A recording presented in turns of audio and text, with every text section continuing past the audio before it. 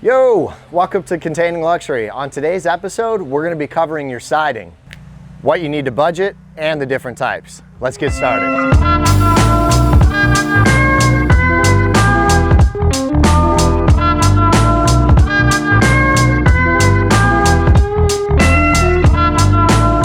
So, this is how much I love all you guys. I'm sitting at breakfast, rep out to Denny's. And all I can do is pull out my placemat and start jotting down numbers on different types of siding calculations on the substructure that we frame it with, breaking down all the numbers. So literally on my placemat, I have everything that you guys will need. I think the easiest way for us to break this down is to first start with explaining that we are calculating everything off of a high cube 40-foot container. So if you're using a standard 40-foot container, your dimensions, you're gonna have to alter a little bit, but we're gonna show you the math that will make that simple. The way we break this down for you, this will help you figure out what your dimensions are. So now knowing that everything is based off of a 40-foot high cube container, the very first thing we need to do is look at your standard dimensions of that, which is gonna be 40 foot by 9.5 foot tall by 8 foot wide. Now, with considering what the walls that we're calculating, we're not always gonna use those dimensions.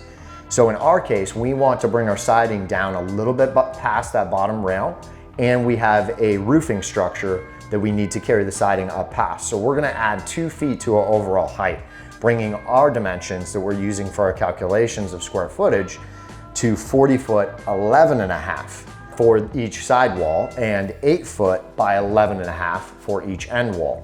Now we're gonna start covering the different types of substructures that we're gonna need before putting on our different types of siding. So there's a lot of different ways to do this, and we don't wanna go off on too many different tangents. So I think the best way to do it is just to cover the 2 options that we have discussed in previous videos, which is going to be, if you go back to our siding video, we took 2x6s, we ripped them into smaller pieces, we applied a premium adhesive, and we put them into the valleys on the outside of the container, and then we went ahead and screwed them through the metal at the top and the bottom. So that specific type of installation as a substructure, not including any insulation, we calculated out, it cost us about $100 per side wall to do, the big walls, that in our case, it was the 8 by 11.5. So that broke down, if you took it cost per square foot, it breaks down to about 25 cents a square foot for that type of substructure. If you wanted to add an insulation board over that substructure, you 100% can. You just want to make sure then whatever fastener, or say you're putting on a cedar plank siding, you've attached a fastener long enough to go through the product that you're nailing, through that insulation, and still catch into your stud, but not too long that you're gonna hit into the metal. So just make sure you're taking into this consideration how thick your insulation board you want to use on the outside. So the other simple way of getting a substructure that is going to actually include your insulation is going to be that InsoFast panels that we've discussed. We're going to be doing a review on it, and I know a lot of people have a lot of questions. You can 100% install those on the outside. It is, in my eyes, it's a great system because it is super quick. But comparable to your 25 cents a square foot, I calculated that it would cost me about $3 a square foot to do the InsoFast. So major increase in material versus this other system. The InsoFast, I bet you, is going to be a lot quicker on your labor. So if you're paying somebody to do it, you might have to calculate out the labor cost versus material cost, because you're going to save some money. It's going to be a lot quicker of an install. But if you're doing it yourself, the first option that we showed on our previous siding video is by far the most cost effective. So that's 25 cents a square foot versus InsoFast, including your insulation, at $3 a square foot. The next thing we want to cover is 3 standard types of siding that you're going to want to put up.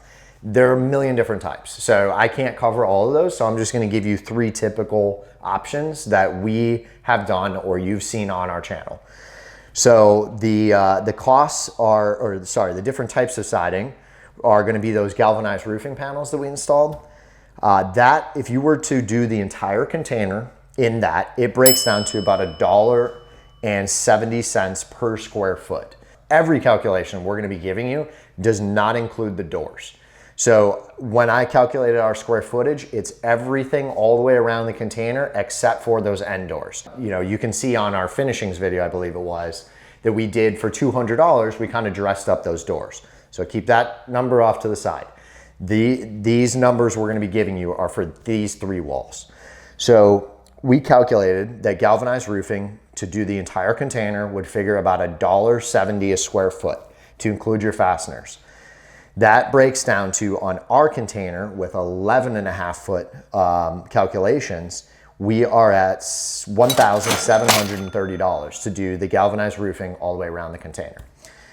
If we did the Trex boards that you see that we only use as a small accent side, you can use a number of $3.75 a square foot. That's why we only did a small section of that. Super expensive material, maintenance free, but you're paying for it.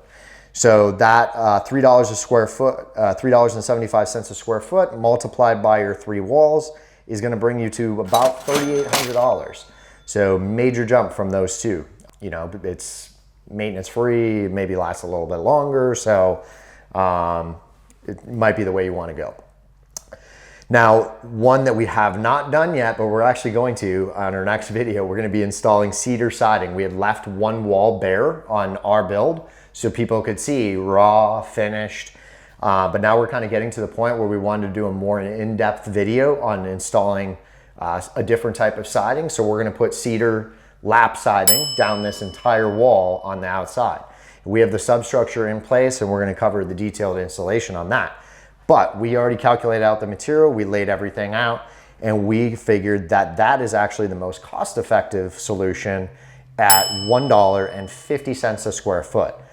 Also very labor intensive, but still cost-effective. Cedar's a very durable wood, it's great for outdoors, and a variety of different ways you can make it look. You can stain it, clear coat it, paint it, so it gives you a lot of options.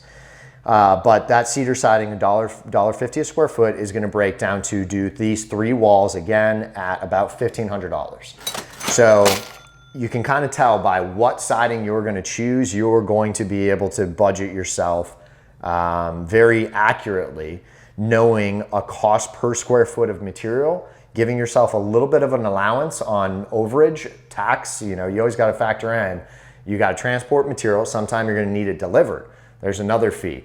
You know, sometimes you're gonna get hit with, depending on where you are, your tax rate. You gotta take that into consideration. These numbers were based off of Home Depot purchases, me transporting myself, and including tax. So I know on our previous cost video, we had so many people chiming in, well, I can get the material for this. Okay, well everyone is gonna have different costs. I can only give you what I would budget as a contractor, that knowing that this is a rough number. Always give yourself a little bit of breathing room on your budget, because you can go over, you can go under, but I'd rather go under and plan for over. So that's just something to take into consideration.